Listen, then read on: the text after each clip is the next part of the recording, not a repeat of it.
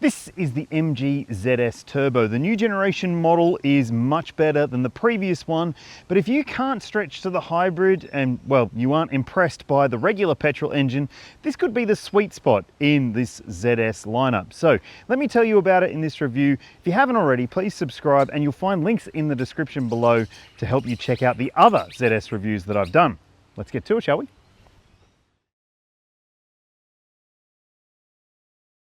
The MG ZS Turbo starts at $39.90 drive away, and to me that stacks up as really good value for money. If you can't spend that much, you could always go for one of the non-turbo petrol versions, and if you can spend more, well, the hybrid might be a better bet. As I said, you'll find links in the description to both of those reviews that I've done, and let me tell you what you're getting as standard in this model. Plenty, in fact. There's full LED lighting around the car, you're getting keyless entry and push button start. This turbo model gets 18-inch alloy wheels, there's a space saver spare as well, and on the inside you're getting a 7-inch driver info cluster. There's a 12.3-inch touchscreen media system with plug-in Apple CarPlay and Android Auto, no wireless unfortunately. You do get a wireless phone charger. You also get heated front seats, there's power driver's seat adjustment, fake leather trim, a leather-lined steering wheel, a panoramic glass roof as well. But what else could you consider if you're thinking about this SUV? Well, here are some good alternatives. Okay, well, if you are looking for a very budget-friendly turbocharged SUV, you could go and have a look at the Chery Tiggo 4 Pro. It starts at just 24 grand drive away, so it could be a better choice for you if your budget is tight.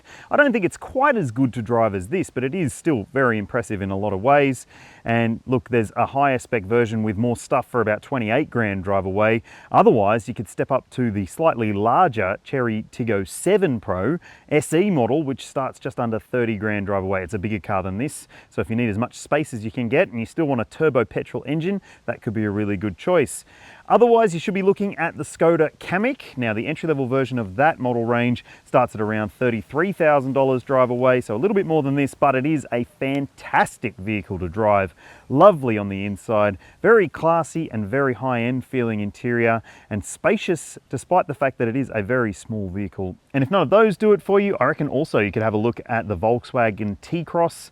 The entry-level version starts at about 35 grand, so it is pushing the price up a little bit, but it adds some interesting practicality elements like sliding second-row seats. It's also got plenty of great features, a lovely little thrummy 3-cylinder turbo petrol engine, just like the entry-level Kamiq, and it could be a great choice for you if you want a very small exterior package, but still with plenty of space on the inside. Would you choose any of those or something else? Let me know in the comments. Now, I'm not going to go through all the details of the dimensions in this review. If you want to know more about the exterior size, the boot space, and the interior practicality and the inclusions, well, you can check out my other reviews because I've gone into a fair bit more depth. Links in the description. But let's talk about the engine, shall we? It's the most important part of this equation. Choose this high-grade Essence turbo model and you're getting a 1.5 litre 4-cylinder turbo petrol engine, 125 kilowatts, 275 newton meters. That's, well, almost double the amount of torque you get in the entry-level non-turbo engine. But just like that base model grade, you're getting a CVT automatic transmission, and it's exclusively available with front-wheel drive. Now, this turbo model is a bit heavier than some of the other versions below it, but it also uses more fuel and it needs premium unleaded too. So those things might factor into your considerations. We'll get to the fuel consumption stuff in a couple of segments time, but let's go drive it and see what it's like. It is exactly how I suspected it would be in my non-turbo petrol review. Well, that non-turbo petrol engine was a little bit disappointing. This one is far more enjoyable. It's not a thrill machine, don't get me wrong, but it is a more fitting engine for this application because it's got immensely greater torque on offer, and that means more effortlessness. Combined with a CVT automatic transmission, a turbo engine can feel a little bit strange at times, but this one has good pace gathering ability. It gets along pretty quickly, I have to say, and it's going to offer enough performance for most people's needs, in my opinion. And if you really want to try and eke a little bit more out of it, you can also change the drive mode, so hit the button and put it into sport and things get a little bit more sprightly. So if you're thinking a ZS Turbo won't be quick enough for you, I reckon it probably will be. And this one is a pretty enjoyable drive more generally. Beyond the engine, although the engine is the big talking point here, it is relatively refined, this powertrain. And the CVT, like I said, might take a little bit of getting used to. If you're not someone who's owned a CVT automatic transmission car before, well, just the laggy, lurchy sort of nature of the transmission might take some acclimatization, but I would say that you will be able to get used to it pretty quickly. It's a smooth enough experience, and the transmission, in my opinion, suits this application well because it's easily manageable in low speed driving. At higher speeds, it doesn't feel like it's beyond its depth.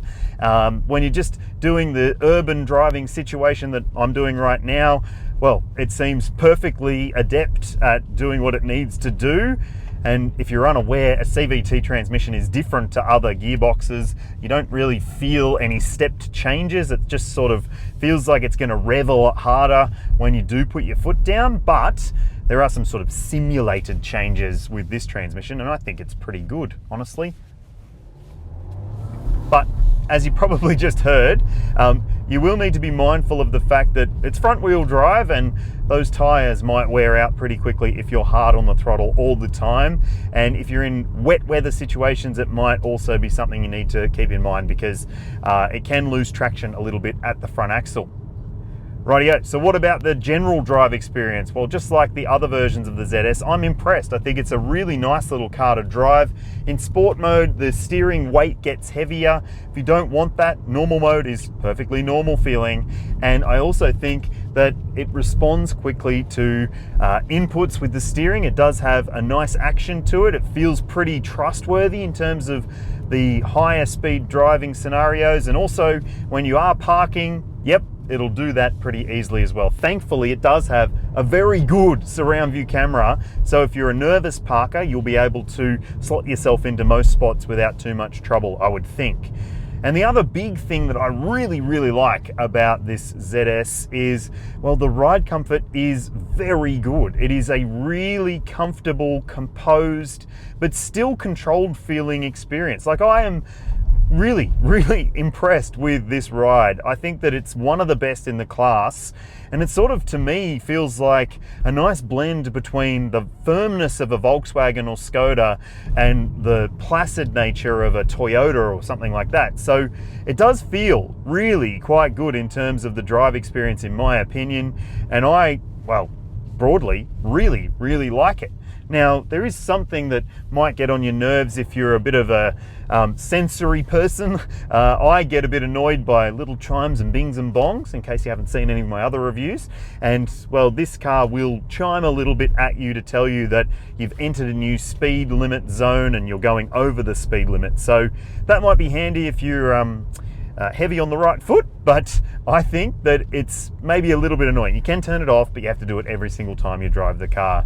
It hasn't been as annoying as some other cars I've driven that have the same technology, but more annoying bing bongs. So that's nice in its own way too. All right, let's talk fuel consumption. Well, this ZS Turbo is the thirstiest of all the ZS's. The official combined cycle fuel consumption figure is 6.9 litres per 100 Ks, which is a little high for a little SUV, and it does need 95 RON premium unleaded petrol as well. You'll see the fuel tank capacity, so that should give you an idea about how far you'll get out of a full tank. But in my experience over my time testing this vehicle across a mix of stuff that you'll probably end up doing as well, urban, stop start, a bit of commuting here and there, well, you'll see on screen what I've seen, and you can tell me in the comments if you think that's good enough or not, or whether it would be a deal breaker, because it is a little high for a little SUV, like I said. The MG ZS has a 4-star ANCAP safety rating from recent testing. I don't think that necessarily means you should rule it out because it still has plenty of great tech and less of the annoying tech that might actually get on your nerves. So you've got things like autonomous emergency braking with pedestrian and cyclist detection. There's also lane keeping assistance, adaptive cruise control. You get a surround view camera system, which is excellent. There's parking sensors as well. And there's a speed sign warning system too, which you can switch off if you don't want it on. You have to do it every time you drive the car though. And it's not as annoying as some other cars either, in my opinion. There's no driver monitoring camera in this car, which is a nice bonus if you ask me, because that's one less thing to get on your nerves. And when it comes to the airbag coverage, there's only 6 fitted to this car. Dual front side, and full length curtain coverage. No front center airbag in this vehicle, which could be a consideration for some. MG Australia offers a 10-year, 250,000 kilometre warranty, which is exceptional. It's not conditional. You don't have to service it with MG if you don't want to, and that means that you get the freedom to choose who does your maintenance for you. Some of the other 10-year warranties out there in the market require you to service in-house with the brand, but not the MG one, which is a nice bonus in my opinion. Now, speaking of servicing, you'll see the service interval on your screen for the turbo petrol model. And you also need to keep in mind that, well, if you do go through MG's servicing, it might be a little pricey to maintain. The average cost is on your screen now over the 10-year cap price servicing plan. You also get 10 years of roadside assistance included as well. So from the ownership promise, it seems very promising, doesn't it? Like I said, I reckon this could be the sweet spot in the MG ZS range, but what do you think? Would you choose this over the alternatives I mentioned earlier? Would you go for the cheaper non-turbo petrol and just save some cash? Or would you go for the hybrid ZS and try and save some fuel? Well, I reckon, honestly, this is the right blend for most people's needs, and it's still a very good price point. So, there you have it. Thanks for watching, thanks for subscribing, and I'll see you when I see you.